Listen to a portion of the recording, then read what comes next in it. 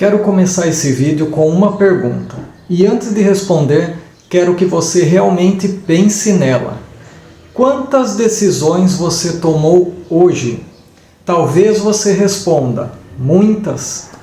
Escolheu a roupa, o café da manhã, o caminho até o seu trabalho, as mensagens que você respondeu, os vídeos que assistiu, o horário do almoço, o que vai fazer depois desse vídeo.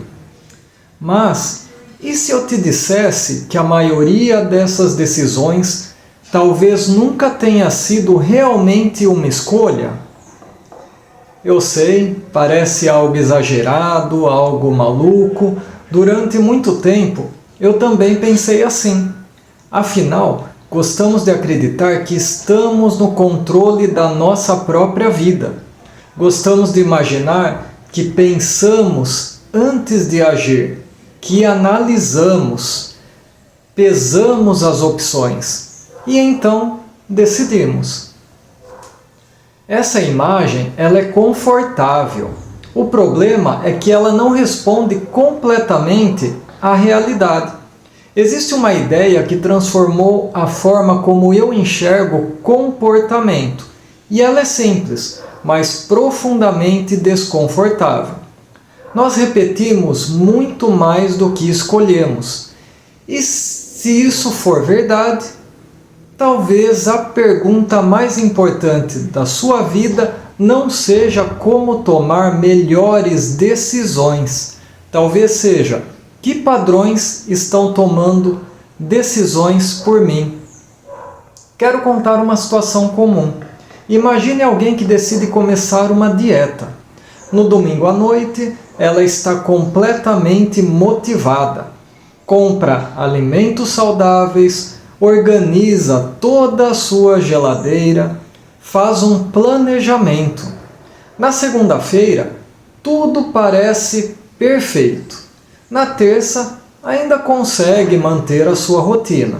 Na quarta, o trabalho aperta. Na quinta, surge um aniversário. Na sexta, ela pensa, já estraguei a semana mesmo. No sábado, tudo voltou ao normal, ao que era antes. Quando isso acontece, a maioria conclui, eu não tenho disciplina. Mas será que é realmente o problema? Ou será que durante toda a semana, um conjunto de padrões automáticos falou muito mais alto do que a decisão tomada no domingo? Percebe? A decisão parecia algo forte, mas os padrões eram muito mais fortes. E isso não acontece apenas com a alimentação. Acontece quando você decide produzir um conteúdo, quando promete economizar dinheiro, quando resolve estudar, quando quer começar um negócio, quando diz que vai vender mais. A intenção muda, mas os padrões permanecem. E no final, os resultados também permanecem. E foi exatamente tentando entender esse fenômeno que comecei a estudar como nossas decisões realmente acontecem. E encontrei uma conclusão que mudou completamente a maneira como eu organizo a minha vida. Existe uma frase muito repetida: você é livre para escolher. Eu concordo, mas eu acrescentaria algo. Você só é verdadeiramente livre quando percebe quais padrões estão escolhendo por você. Porque liberdade não é apenas ter opções. Liberdade é conseguir interromper um comportamento automático e escolher conscientemente um caminho diferente. Esse talvez seja o maior desafio da vida adulta. Não aprender mais, mas recuperar o controle sobre as decisões que foram terceirizadas para o piloto automático. E foi tentando visualizar esse processo que eu desenhei um modelo que explica por que tantas pessoas vivem a sensação de estar sempre ocupadas, mas quase nunca se aproximam da vida que realmente desejam. Toda decisão parece um momento isolado, mas nenhuma decisão nasce sozinha. Existe uma ideia que aprendemos desde muito cedo, desde pequenos. A ideia de que primeiro pensamos, depois decidimos e só então agimos. E isso parece lógico, mas talvez essa não seja a ordem correta em que a maior parte das nossas decisões acontece. Na verdade, eu quero propor outra sequência. Uma sequência muito menos confortável, mas muito mais próxima da realidade. Na maioria das vezes, nós não decidimos, nós reagimos e só depois criamos uma explicação para aquilo que fizemos. Pense em algo simples. Você pega o seu celular, abre uma rede social, 5 minutos depois, ainda está rolando a tela. Você realmente decidiu fazer isso, tomar essa decisão? Ou simplesmente reagiu a um impulso que já conhecia o caminho? Agora pense em outra situação. Você abre a sua geladeira sem estar com fome, ou responde uma mensagem imediatamente, mesmo estando ocupado. Ou mesmo compra algo que não precisava. Depois tenta explicar. Foi porque eu estava cansado, foi porque eu mereço, foi porque estava em promoção.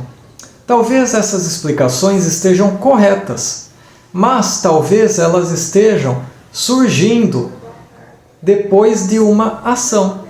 E isso muda completamente a forma como entendemos o comportamento. Quero contar uma cena que acontece com milhões de pessoas. Imagine que você sai do trabalho, entra no carro, começa a dirigir, enquanto pensa em outra coisa, no trânsito, na reunião, nas contas, em um problema qualquer. De repente você percebe que já chegou em sua casa e faz uma pergunta curiosa: como eu cheguei até aqui? Você não se lembra exatamente de quase nenhum cruzamento, quase nenhum semáforo, nem das curvas, porque nem dirigiu.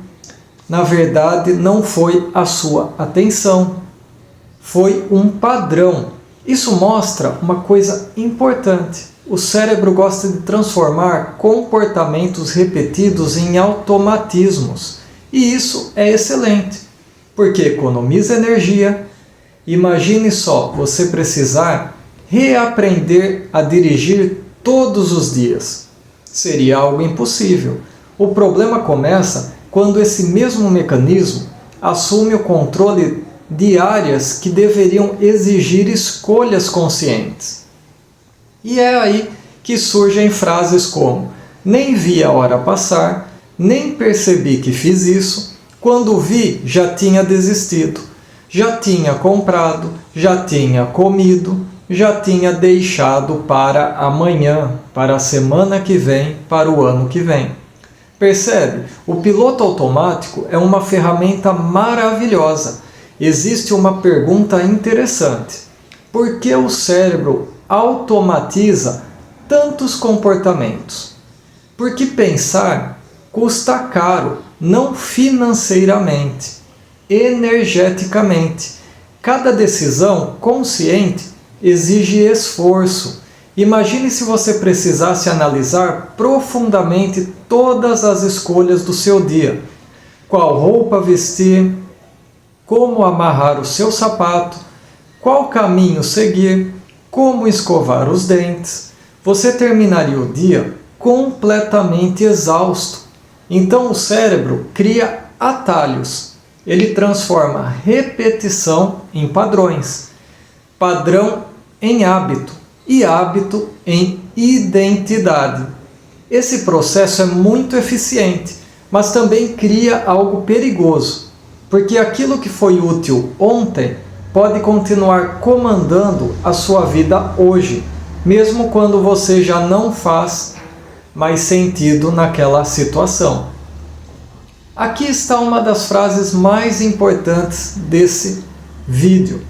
Todo comportamento repetido, ele economiza energia.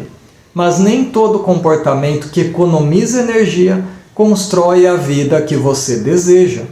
Essa é a diferença. Você pode repetir durante anos um comportamento que protege seu conforto e, ao mesmo tempo, destrói o seu futuro. Adiando conversas importantes, evitando vender, consumindo mais conteúdo do que produzindo, esperando o momento correto, perfeito e buscando a aprovação antes de agir. Tudo isso parece algo pequeno, mas repetido durante anos transforma-se em destino. E é exatamente por isso que duas pessoas com o mesmo conhecimento chegam a lugares completamente diferentes. Uma interrompe padrões, a outra os fortalece. Agora eu quero desafiar outra crença. Muita gente acredita que mudar depende principalmente de força de vontade. Eu mesmo já acreditei nisso. Hoje penso diferente, porque a força de vontade é um recurso limitado.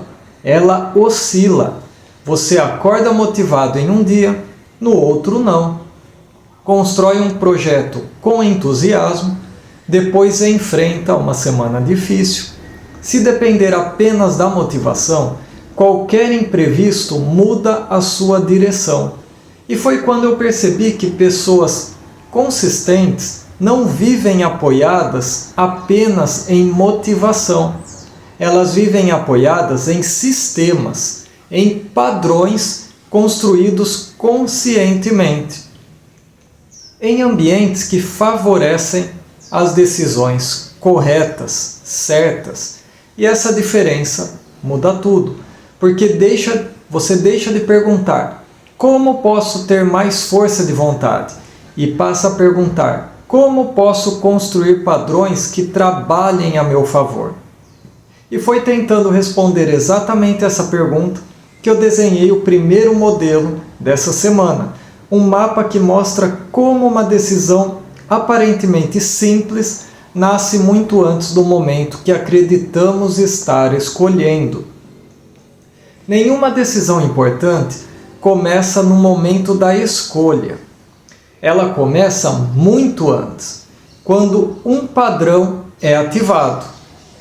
E depois de muito tempo observando o meu próprio comportamento e estudando por que algumas pessoas conseguiam mudar certos comportamentos enquanto outras permaneciam presas, eu percebi que quase toda decisão segue o mesmo caminho.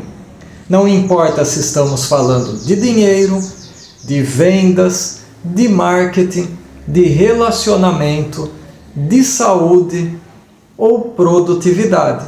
A sequência muda muito pouco. E foi aí que eu desenhei isso.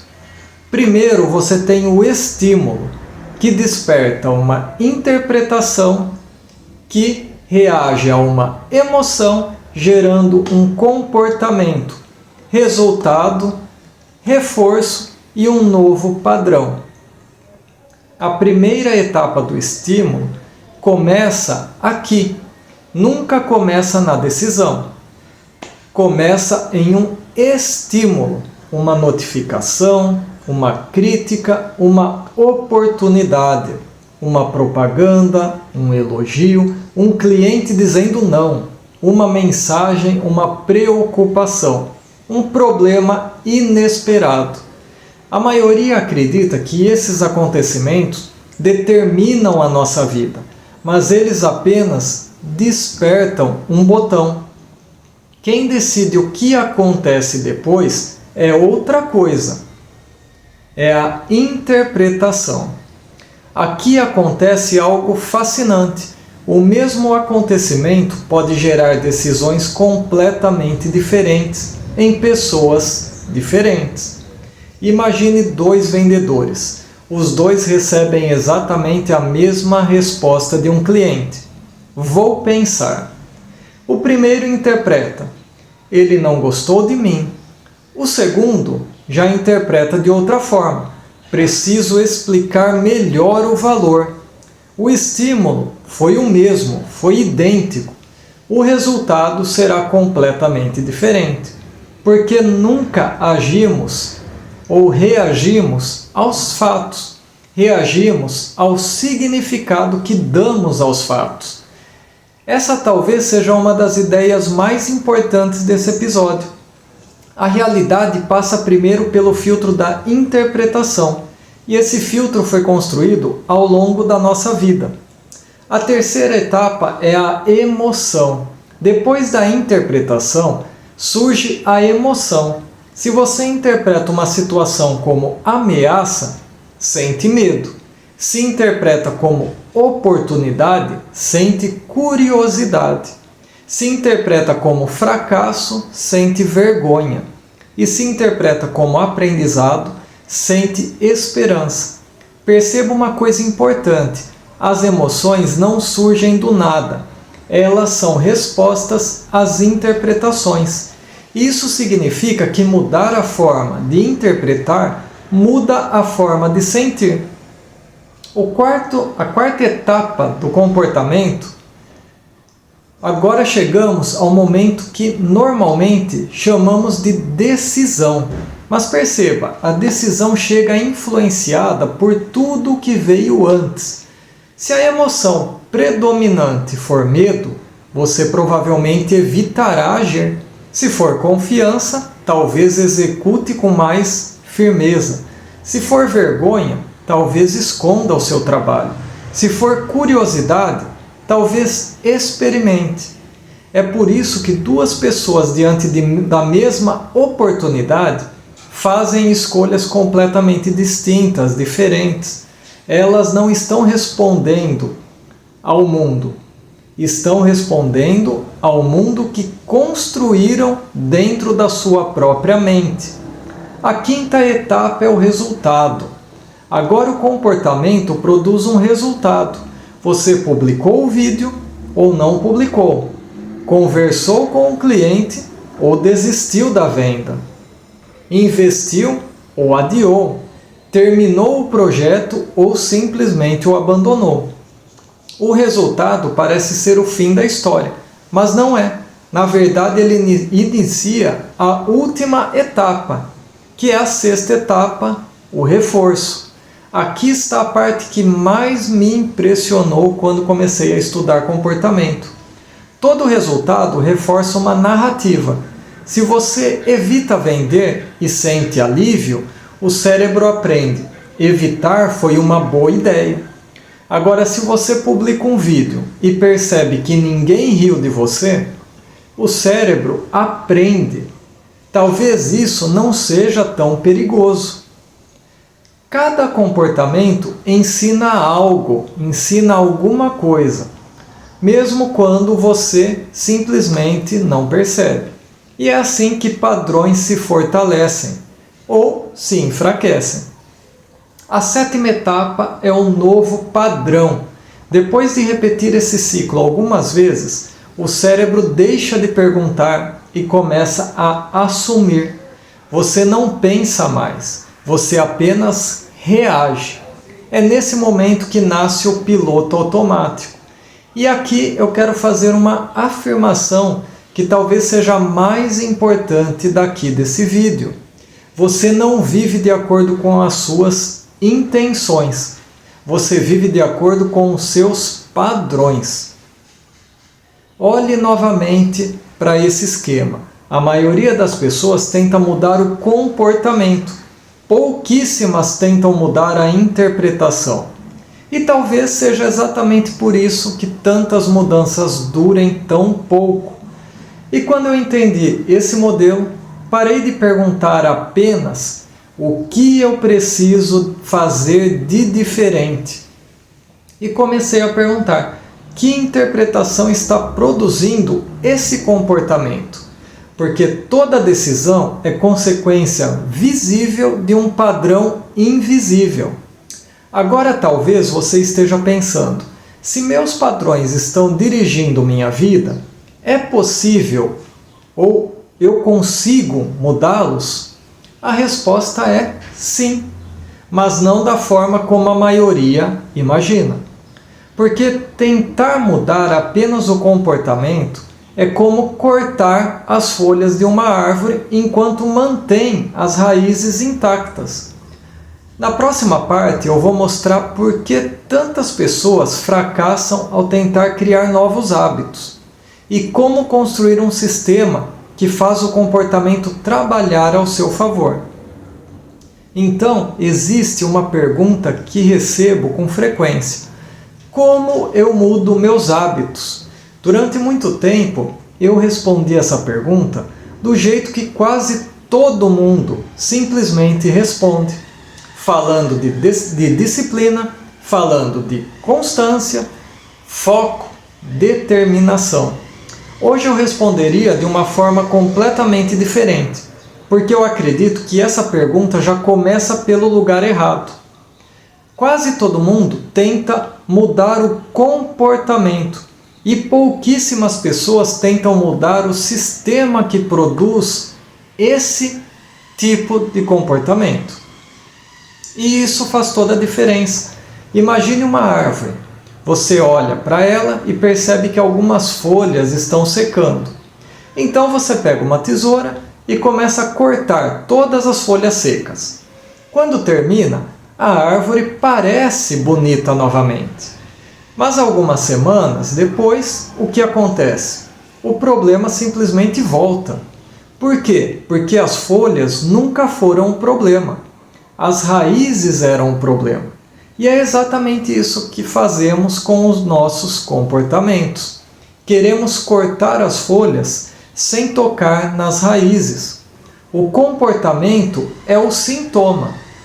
Quero que você grave essa frase. Todo comportamento é a manifestação visível de um sistema invisível.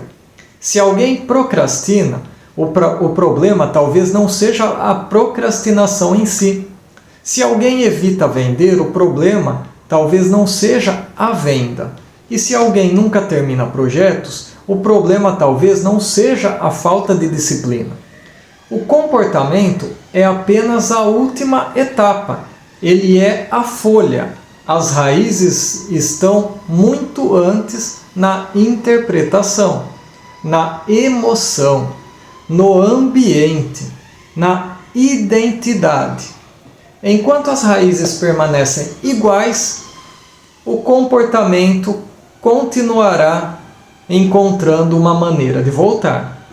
Pense em alguém que diz: preciso usar menos o celular, então ela faz um enorme esforço.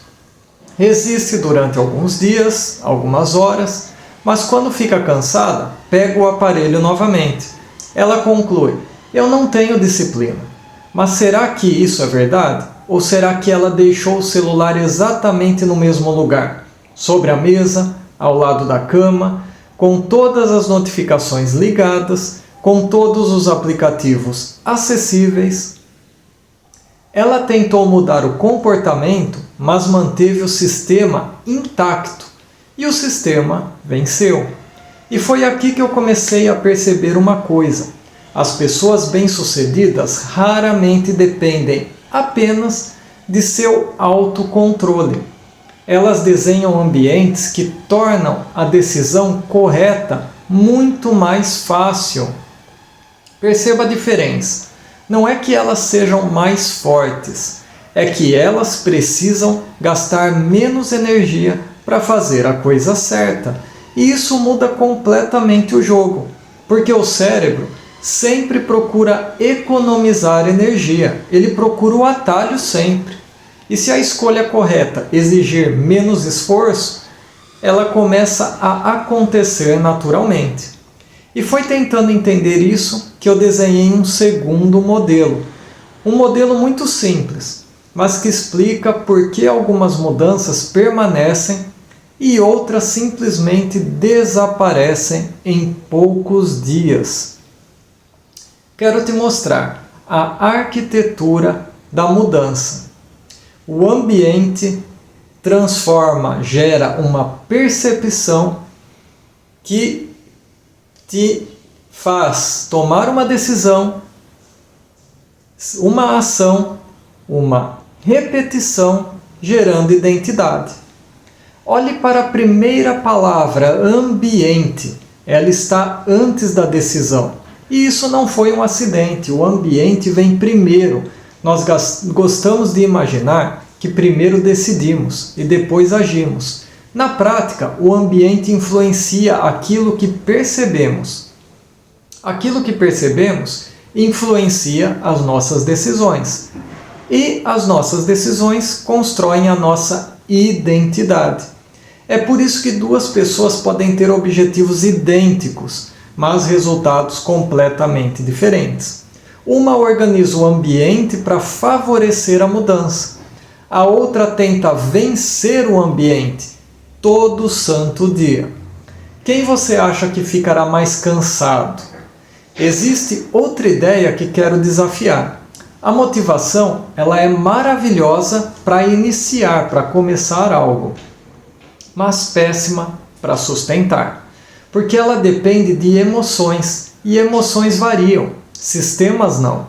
Quando você cria um ambiente que favorece o comportamento correto, você reduz a necessidade de motivação, e aos poucos o comportamento deixa de depender do humor do dia, da sua vontade, da sua inspiração. A identidade não muda em um dia. Chegamos ao ponto mais importante. Muita gente acredita que identidade muda quando acontece um grande evento. Eu acredito no oposto. Identidade muda quando pequenos comportamentos deixam de ser exceção e passam a virar uma rotina. Você não acorda disciplinado, você acumula centenas de pequenas evidências de disciplina. Você não acorda sendo um empreendedor, você acumula centenas de pequenas decisões empreendedoras. Você não acorda confiante, você acumula centenas de pequenas experiências que mostram ao seu cérebro: eu consigo. E é nesse momento que a mudança deixa de parecer um esforço e passa a parecer algo mais natural. Talvez você esteja tentando mudar a sua vida pela ponta errada. Talvez o problema nunca tenha sido a falta de força de vontade. Talvez você só esteja tentando vencer um sistema que continua produzindo exatamente os mesmos comportamentos. Você não muda de vida quando muda uma decisão. Você muda de vida quando muda o sistema que produz as suas decisões. Mas ainda falta responder uma simples pergunta. Se é possível reconstruir esse sistema, qual o primeiro passo? E é exatamente isso que eu quero mostrar no encerramento desse vídeo. Você não muda a sua vida, você muda o sistema que constrói a sua vida. Eu quero que você esqueça tudo o que falamos até agora. Não literalmente, mas por um instante. E quero que responda apenas uma pergunta. Se amanhã você acordasse exatamente com os mesmos pensamentos, os mesmos hábitos, o mesmo ambiente, as mesmas interpretações e os mesmos padrões, como seria a sua vida daqui a 5 anos? Provavelmente muito parecida com a de hoje. E isso não é pessimismo, é consequência, porque sistemas produzem resultados previsíveis. Se o sistema permanece igual, o resultado tende a permanecer igual. E foi exatamente isso que mudou a maneira como eu enxergo o crescimento. Durante muito tempo eu acreditava que precisava de metas maiores. Hoje eu acredito que preciso de sistemas melhores. Porque metas apontam uma direção, mas sistemas definem o caminho a ser seguido. E existe uma pergunta que passei a fazer para mim mesmo todos os dias, sempre que o resultado não aparece. Por que um projeto não avança? Sempre que eu percebo que estou repetindo um comportamento antigo. A pergunta é simples: que sistema está produzindo esse resultado? Perceba como ela muda completamente a conversa. Antes eu perguntava: por que não consigo vender? Hoje eu pergunto: que sistema está tornando a venda improvável? Antes eu perguntava: por que não consigo produzir conteúdo? Hoje já mudei essa pergunta. Que sistema está fazendo com que eu sempre adie a gravação? Antes a pergunta era: por que não consigo economizar dinheiro? Hoje, que sistema torna tão fácil gastar e tão difícil poupar? Essa simples mudança parece algo pequeno, mas ela desloca o foco da culpa para a construção. Quero deixar uma distinção muito clara. Existe uma enorme diferença entre culpa e responsabilidade. A culpa olha para o seu passado. A pergunta: quem errou? A responsabilidade, ela olha para o futuro, com a pergunta: o que posso construir diferente a partir de hoje? E foi quando eu parei de procurar culpados e comecei a desenhar sistemas que minha vida começou a mudar.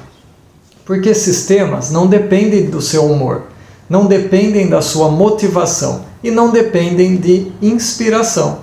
Elas continuam funcionando mesmo nos dias em que você não está no seu melhor. E é exatamente isso que constrói resultados consistentes.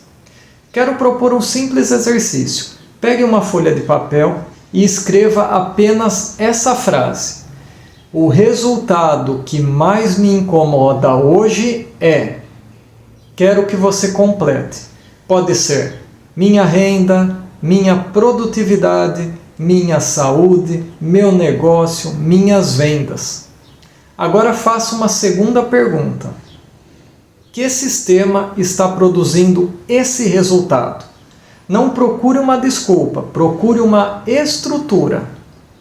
Você pode olhar para o ambiente, as pessoas ao seu redor, a sua rotina, as interpretações que você faz, os comportamentos que vem repetindo dia após dia.